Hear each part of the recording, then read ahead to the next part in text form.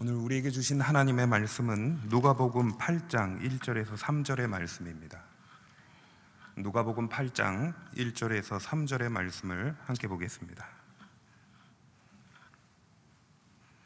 누가복음 8장 1절에서 3절의 말씀을 우리 다 같이 함께 읽도록 하겠습니다.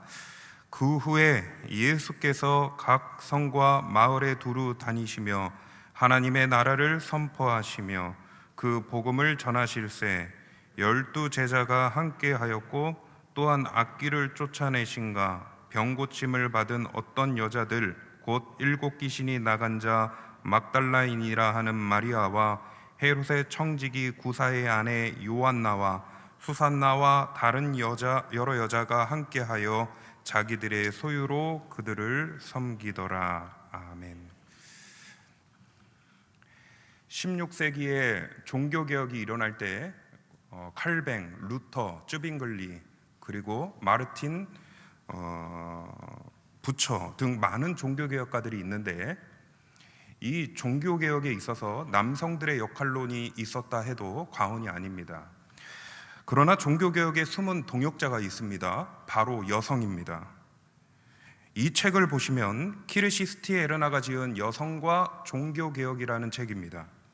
이 책에서 개혁의 운동의 여러 모양으로 헌신한 여성들을 소개하고 있는데 그 여성 종교개혁가들을 소개하면서 그 과정에 공통되게 기록하고 있는 것이 있습니다. 사회적으로 여성은 억압 속에서 당당히 교회 개혁에 공적인 목소리를 내었다라는 것입니다. 그 중에 카타리나 시츠제리라고 하는 여인이 종교개혁가 마르틴 부처는 이런 말을 합니다. 카타리나가 끌어당겼기 때문에 마테우스는 뒤따라갔다. 이게 무슨 말이냐면은 남편 마테우스의 영향력보다 아내 카타리나의 영향력이 종교개혁에 더 컸다는 것입니다. 그녀는 종교 지도자들을 집에 초대하는 것을 사모했습니다. 만약 종교 지도자를 집에 초대하지 못했다면 그 종교 지도자들과 서신으로 왕래하며 주고받았습니다. 그 이유는 종교개혁가들의 폭넓은 신학의 학문을 배울 뿐만 아니라 더 나아가 영적인 조언을 구하면서 그것을 목회적으로 어떻게 적용하고 돌볼지에 대한 열정이 있었기 때문입니다. 그런데 이것은 그녀가 쉽게 얻어진 것이 아닙니다. 여성이라는 성별이 주는 제한 때문에 그녀는 성직자 마테우스와 결혼한 것도 그 남성과 같은 사역을 하기 위한 의도적인 결혼이었다라고 할 뿐만 아니라 그녀의 사역에는 많은 사람들의 저항 가운데 얻어진 복음의 소명이었다라는 것입니다. 시간이 흘러서 고요한 아침의 나라로 불리는 이 조선에 선교사들이 찾아오게 됩니다. 1892년에 보면은 기독교 성도는 약 200명 정도였습니다. 그러나 폭발력 있게 이 조선에 부흥하는 시기가 있는데 잘 알고 있는 1907년에 대부흥 운동이 일어났던 사건이었습니다. 그런데 이 대부흥 운동의 시작을 보면은 1903년에 원산에서 여성들이 모인 이 성경 공부의 모임에서 시작이 되었다라는 것입니다. 조선 땅에 복음이 뿌려지고 한국교회 부흥이 일어난 곳에는 바로 여성들의 섬김과 헌신이 있었다라는 것이죠. 그러나 시대적으로 여성의 참여는 어떻겠습니까? 큰 고초와 풍랑이 있었고 그 풍파 속에서 지켜온 배경이 숨겨져 있다는 것입니다. 조선시대에는 유교, 즉 성리학이 국가의 지배 이념뿐만 아니라 국가나 사회의 의례로 적용이 됐던 시대였습니다. 성리학이란 성품 성자의 다스릴 일자 그리고 학문의 배울 학자를 사용합니다. 이 한자어를 풀어보면은 인간은 본래 선함으로 선함에서 다스리고 배워야 한다는 것입니다. 그래서 성리학은 본질적에서 시작이 됩니다. 인간의 본성에서 접근하는 학문이 바로 성리학이라는 것입니다. 그러다 보니까 성리학에서 중요한 것이 있다면 바로 질서입니다. 특히 인간관계, 사회관계에서 보면은 이 위계질서가 중요시 된다는 겁니다. 성리학의 관점에서 볼 때 조선의 여성은 어떻습니까? 자녀 양육이나 돌봄에서의 여성이었다는 것입니다. 사회 참여나 활동은 억압이 있었고 글자를 깨우는 것조차도 제한이 되었습니다. 이러한 사회적 관습이 유교적 전통이라는 틀 안에서 보면은 여성의 인권은 존재하지 않았다라는 것입니다. 그래서 한 선교사가 바라본 조선의 여성을 향해 이러한 기록을 남깁니다. 딸들은 아버지에 의해 처형되며 아내는 남편에 의해서 살해된다. 여자는 우발적이든 계획적이든 낯선 남자가 손을 만지면 자살을 했다. 외국 선교사가 바라본 조선의 여성의 모습이라는 것이죠. 해외에서 온 선교사들은 이러한 환경에 처해 있는 조선의 여성을 보면서 여성을 위한 선교를 해야 되겠다라는 마음을 결정을 합니다. 먼저 제일 첫 번째로 했던 사역이 교육이었습니다. 결국 그 교육을 가르치고 그 교육을 통해 직업의 의식에 대한 열망을 갖게 되었습니다. 그리고 여성의 사회 진출까지도 이어지게 되었다는 것입니다. 조선의 여성들은 자연스럽게 이 평등에 대한 자아를 찾게 되었고, 이제부터 어떤 일이 일어났냐면 폭발력 있는 신앙의 모습이 드러나기 시작했다는 것입니다. 성단면에 가면 잘 알고 있으실 겁니다. 두동교회라고 있습니다. 이 두동교회 옛 성전터를 보면요, 기역자로 되어 있더라고요. 왜 이렇게 짓게 되었는지 아실 겁니다. 성리학 때문입니다. 유교 전통 때문에 남녀가 유발해서 한 공간에서 예배를 드릴 수 없기 때문에 그렇게 지은 것입니다. 그러나 이 성전을 통해 한 가지 발견하셔야 할 것이 있습니다. 남녀 평등이 내포되어 있다는 것입니다. 유교 전통에 따르면 기역자로 된 건물일지라도 여성이 남성과 한 공간에서 말씀을 듣고 성경을 배운다는 것은 말도 안 되는 일입니다. 그러나 평등에서 시작된 여성의 외침은 1920년에 이르러 기역자로 된 성전일지라도 예배를 드리기 시작했다라는 것입니다. 또 하나의 사진을 보여드리겠습니다. 이 사진은 어떤 사진이냐면 전도 부인들의 사진입니다. 한국 교회사에 숨겨졌던 여성 사역자들이 있는데 바로 전도 부인들입니다. 이 전도 부인에 대한 기록이 그렇게 많지는 않습니다. 그러나 중요한 것은 한국 교회의 성장의 밑거름이 되었다라는 것이 바로 전도 부인들의 헌신 때문이었다라는 기록이다라는 것입니다. 이들은 이름 없이 빚도 없이라는 사명을 갖고 전국을 누비며 복음을 전했습니다. 대부분 가부들이거나 남편에게 버림받은 여성들이 많았기 때문에 유교적 간습 속에서 외롭고 고독한 삶을 살아가면서 복음을 전했습니다. 그들은 전국을 누벼서 차별도 받고 억압을 받았습니다. 그 안에 희생과 봉사가 있었고 여전도인으로서 순종할 수 있는 그들의 헌신으로 말미암아 예수님을 품게 되는 놀라운 은혜가 이 조선 땅에 내려지기 시작했다는 것입니다. 이후 1931년에는 어떤 일이 일어났냐면 그 중에 14명의 여성 중에 첫 여성 목사 안수를 받는 일이 이루어졌다라는 기록도 있습니다. 사랑하는 여러분, 하나님의 위대한 계획에는 극심한 통증 가운데 역사하시는 놀라운 은혜가 있습니다. 하나님의 말씀이 조선에 들어오지 않았다라면 여성의 지위는 성리학으로 인해서 가정과 자녀를 돌보는 여성일 뿐입니다. 그러나 하나님의 그 크신 사랑은 극심한 통증이 있을지라도 여성이 나라의 중심이 되고 교회를 더 풍요롭게 세우게 되는 하나님의 위대한 계획이 있었다라는 것입니다. 복음서에 보면은 예수님께서 12제자를 세우실 때 남성 제자들로 사도권을 주셨습니다. 그리고 그들을 데리고 여행을 하시고 복음을 전하시고 전도 훈련을 시키기 위해서 파송하기도 하셨습니다. 어찌 보면은 예수님께서 있었던 그 시대 유대 사회에 가지고 있는 여성의 지위를 고려한 선택일 수도 있습니다. 그러나 중요한 것은 무엇이냐면 예수님이 여성을 차별했느냐? 그렇지 않다라는 것입니다. 죽은 자를 살리신 중에 야이로의 자녀가 여성이었습니다. 질병을 고치시는 가정에서도요, 남성과 여성의 차별을 두지 않고 접근하는 모든 자의 질병을 고쳐주셨습니다. 죄인을 용서하는 과정에서도 여인들이 있었다라는 것입니다. 그 밖에 나사로의 누이 마리아와 마르다와의 그 기록을 보면은 예수님께서 가까운 사이였다라는 것을 느낄 수 있다라는 것입니다. 그리고 오늘 본문에 보면은 7 귀신이 들은 막달라 마리아, 그리고 헤롯의 청지기 구사의 아내 요한나, 수산나, 그들도 예수님의 사역에 동참했다라는 기록이 있다는 것입니다. 그렇다면 이 여성들이 섬김 사역에 참여하게 된 이유가 무엇일까라는 것이죠. 오늘 2가지를 한번 살펴보도록 하겠습니다. 첫 번째는 예수님을 체험했기 때문입니다. 오늘 본문 2절에 보면 막달라인 마리아는 7 귀신이 들렸다가 악귀를 쫓아내는 예수의 사역을 통해 치유받은 여성으로 소개되고 있습니다. 예수님께서 귀신을 쫓아내시는 사역은 신학적으로 매우 중요한 사건입니다. 왜냐하면 예수께서 귀신을 쫓아내시는 것은 사탄의 나라의 패망과 하나님 나라의 완전한 도래를 가져오는 중요한 사건이기 때문입니다. 누가복음 11장으로 가보시면 예수와 바알세불의 논쟁을 담고 있는데요, 예수님께서 벙어리 귀신 들린 사람을 쫓아내시는 사건을 기록하고 있는데, 문제는 이 사건을 놓고 예수의 대적자들이 예수를 비방한다라는 것입니다.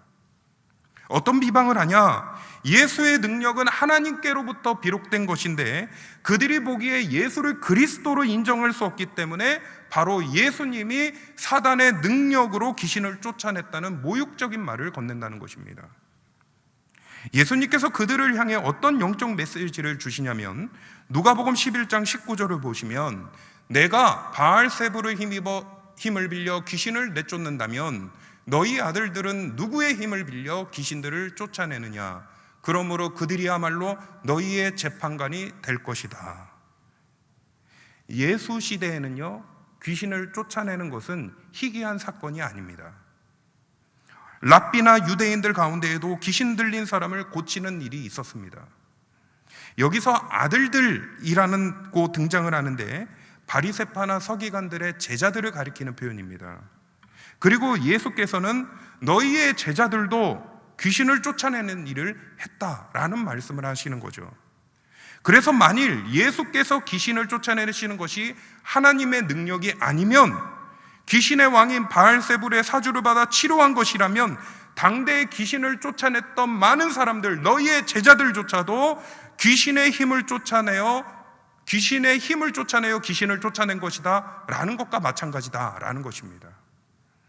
그러니 이제 왜곡된 주장을 하는 너희들은 너희가 가르치는 제자들을 재판관이 되어 너희들을 판단하게 될 것이다 라고 말씀하는 것입니다. 그리고 20절에 이어서 예수님께서 이렇게 말씀하시죠. 그러나 내가 하나님의 손가락을 힘입어 귀신을 내쫓는다면 하나님 나라가 이미 너희에게 온 것이다 말씀합니다.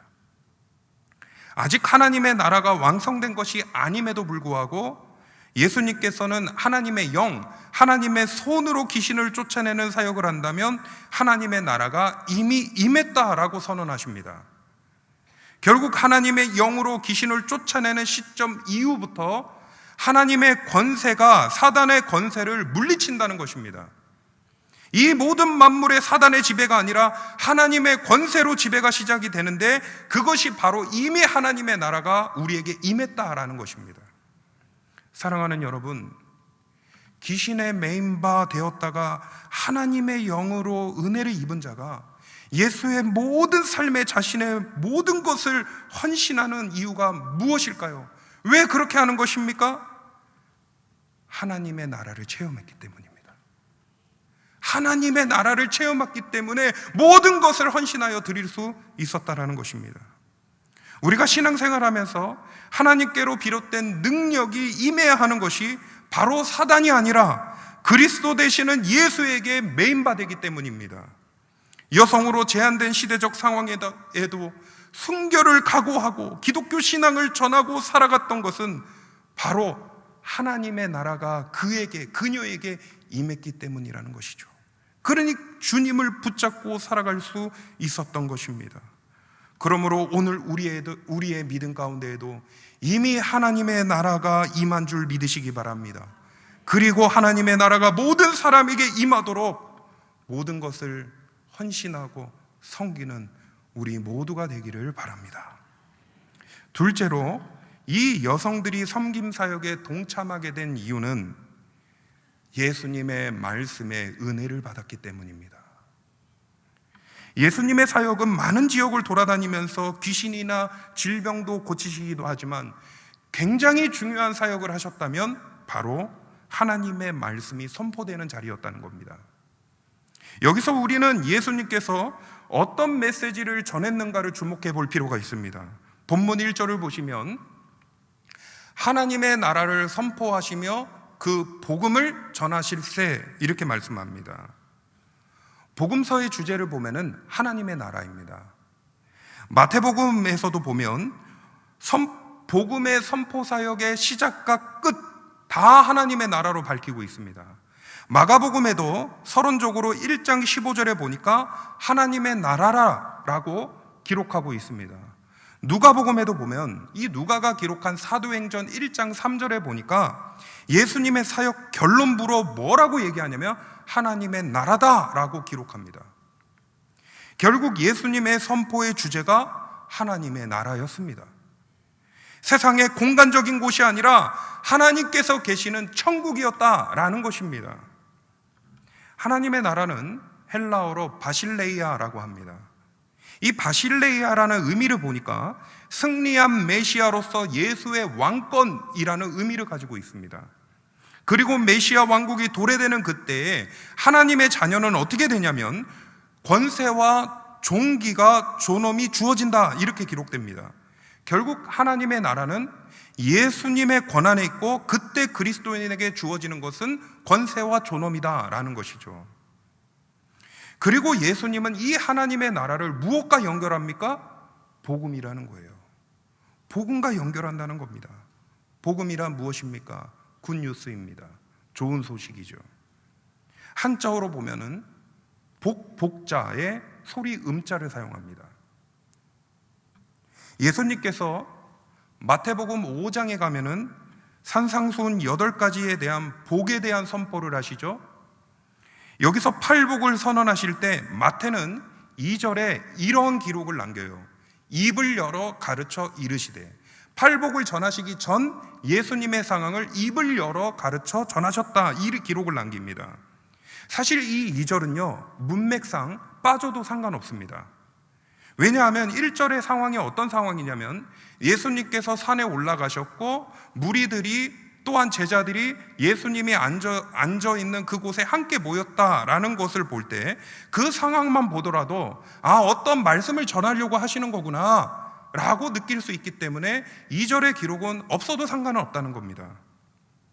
그런데 마태는 입을 열어 가르친다라는 기록을 팔복 앞에 삽입했습니다. 왜 그럴까요? 이제 선포하실 말씀이 매우 중요하기 때문에 삽입한 것입니다.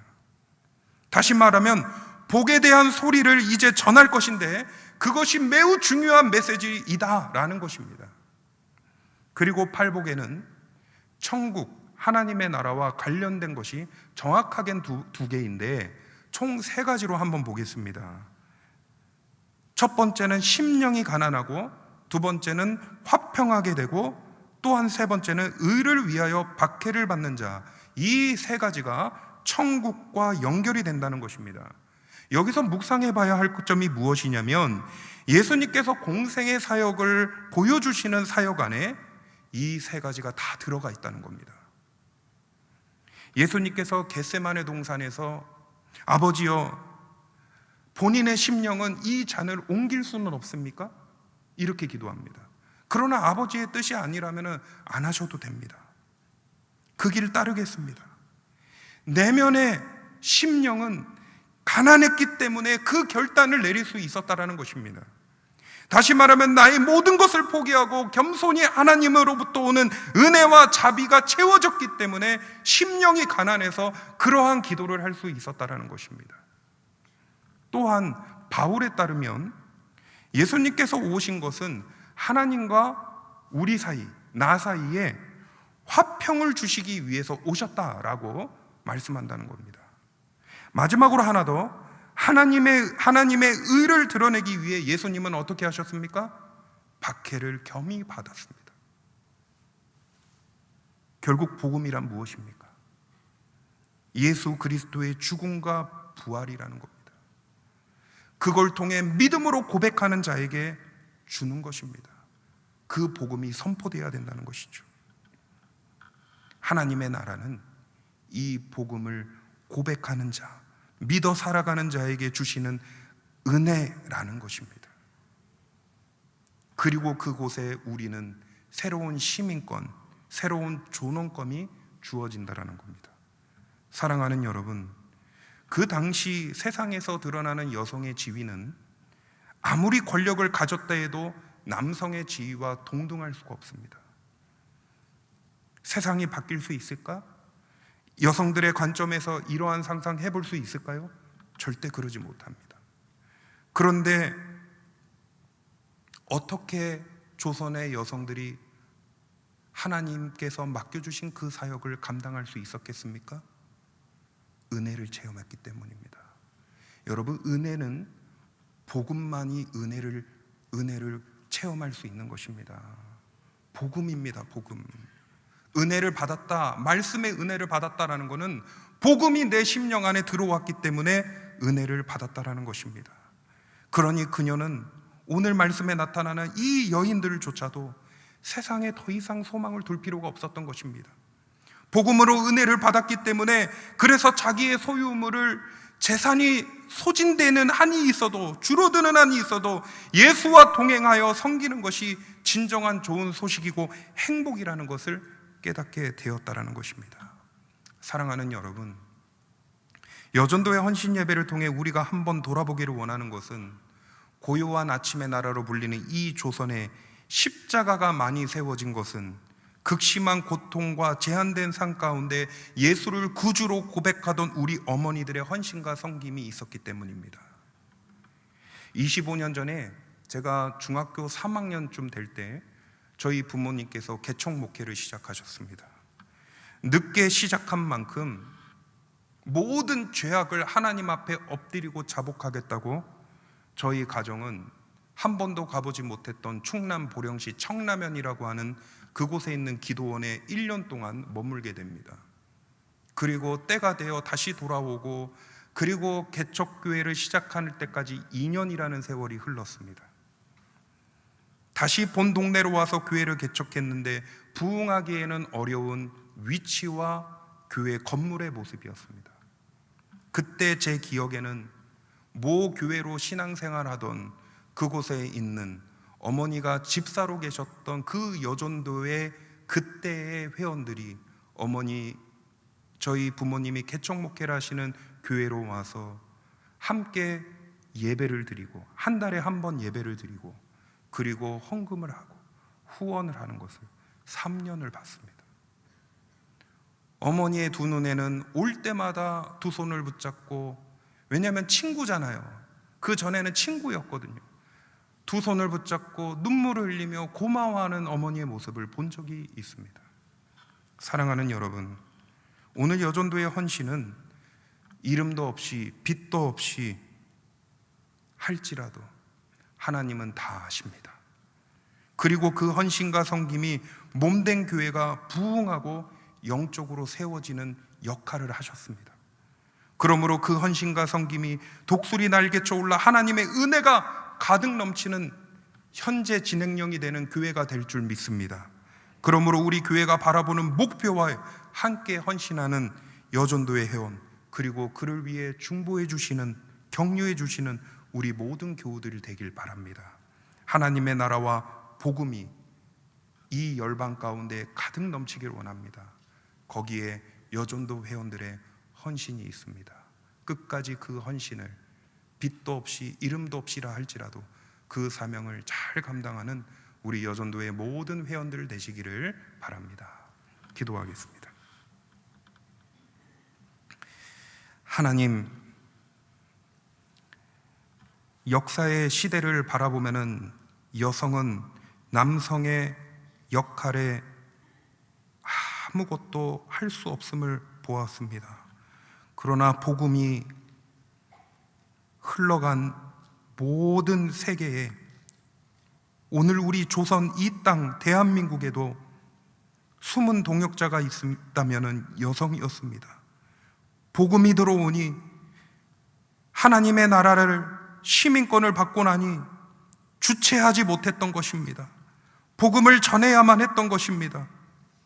그러므로 오늘 이리신강교회 그리고 한국교회가 세워진 것은 우리 어머님들의 헌신과 섬김이 있었기 때문입니다. 사역이 있었기 때문입니다. 그 수고를 주님께서 긍휼히 여기시고 그 삶 속에서 또한 자녀들에게 여러 모양으로 하나님께서 그 곳간을 열어 채워주실 줄 믿습니다.